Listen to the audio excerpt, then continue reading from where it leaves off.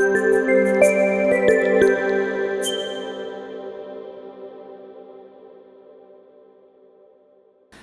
sahabat Pamong Desa, bertemu kembali di pelatihan pengelolaan LMS Pamong Desa untuk pelatih dan moderator.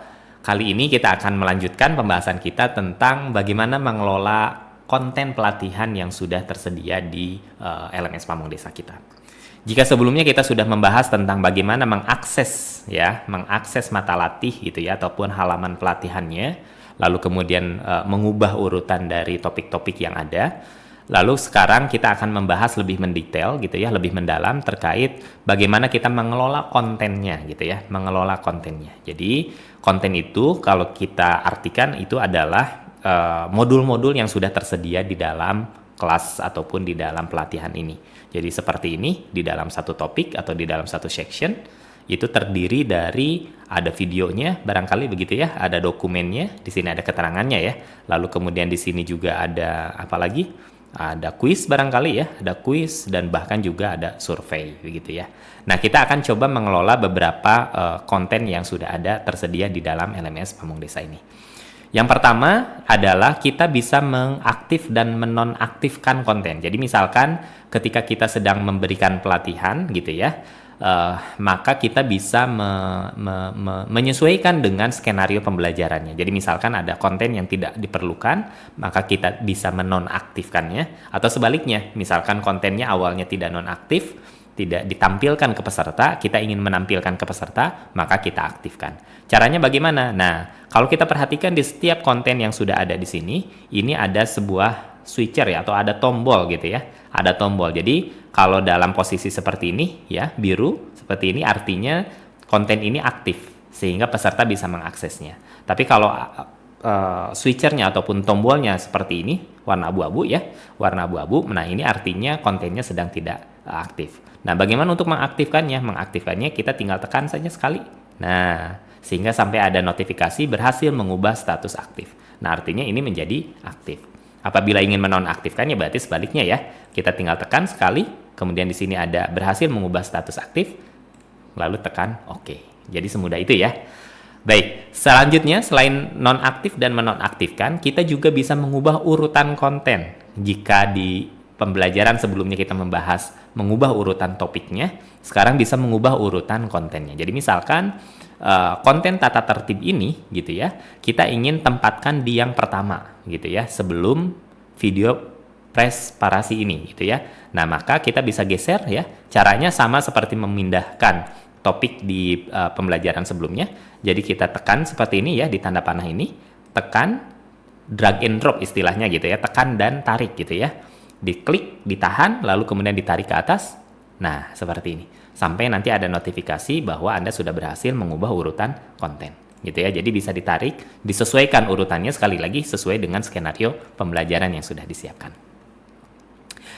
Berikutnya kita akan membahas, satu lagi ya, yang sebetulnya tadi terlewat ya, bahwa bagaimana mengaksesnya. Kita ingin juga melihat gitu ya kontennya gitu ya, khawatirnya kita belum melihat kontennya dan kita ingin mengatur urutan dan lain sebagainya, kita ingin melihat dulu. Nah, untuk melihatnya tentu kita tinggal klik saja di kontennya, maka di sini akan muncul ya. Itu baik berupa video, dokumen, dan lain sebagainya, ini akan langsung muncul gitu ya. Bisa lewat di sebelah kanan ini, atau kita bisa back lagi di sini ya, kembali lagi, maka dia akan masuk lagi ke halaman yang sini ya, dashboard dari mata latih tersebut gitu ya. Oke, berikutnya selain dari melihat akunnya ataupun melihat kontennya, melihat kontennya, kita bisa melihat dari hasil kuis ya, baik itu pretest ataupun post-test dan lain sebagainya ya. Misalkan ini pretestnya harusnya di atas ya, kita pindahkan ya ke sini. Misal ya. Nah, kita ingin melihat misalkan di dalam pretest ini siapa saja yang sudah mengerjakan dan hasilnya seperti apa. Nah, maka kita bisa klik di sini ya.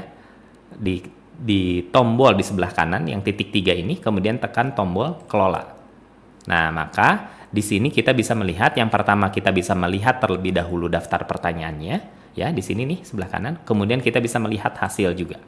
Nah, di sini. Ini kebetulan memang pesertanya belum didaftarkan, jadi belum ada yang mengikuti, mungkin barangkali gitu ya. Tetapi nanti apabila pesertanya sudah terdaftar, maka di sini akan muncul daftar peserta dengan nilai akhirnya dari kuis tersebut. Lalu kemudian kita juga bisa ekspor hasilnya gitu ya, sehingga nanti ketika diekspor itu akan menghasilkan sebuah file Excel gitu ya, file Excel yang sudah formatnya sudah disesuaikan dengan kebutuhan. Nah, itu kurang lebih Bapak Ibu untuk melihat hasil dari tes ya, melihat dari hasil tes. Lalu kemudian bagaimana untuk melihat hasil survei? Sama ya. Jadi Bapak Ibu bisa mengklik ya, kalau sifatnya survei, di sini ada keterangan survei ya. Klik evaluasinya ya. Di sini kita bisa melihat, oh mohon maaf, ini untuk melihat evaluasinya ya. Tapi untuk melihat hasilnya, ini di titik 3 sama seperti kuis tadi ya. Titik 3 seperti ini, lalu kemudian tekan kelola, begitu ya. Tekan kelola, nah sama di sini ada daftar pertanyaannya dan ada hasilnya. Nah, kalau kita tekan tombol hasil, maka jawaban-jawaban dari peserta, baik anonim ataupun tidak gitu ya, maka akan muncul jawabannya tergantung dari pertanyaan tadi, dan sama, kita bisa lakukan ekspor dari hasil yang sudah dijawab oleh peserta dan akan menghasilkan file Excel seperti yang kuis tadi. Begitu. Baik, Bapak Ibu sekalian, mudah-mudahan bisa dipahami dan harusnya sih ini sangat mudah ya untuk digunakan untuk pengelolaan kontennya. Jadi sekali lagi saya wrap up ataupun saya simpulkan.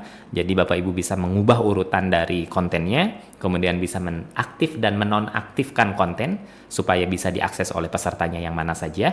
Dan berikutnya adalah bagaimana melihat hasil kuis dan survei ya. Jadi kuncinya di sini ya, di titik 3 ini ya. Kalau survei berarti selurusan ini. Nah, di sini ada kelola, begitupun di kuis ya. Pretest, post-test, nah ini sama juga titik 3, lalu kemudian tekan tombol kelola.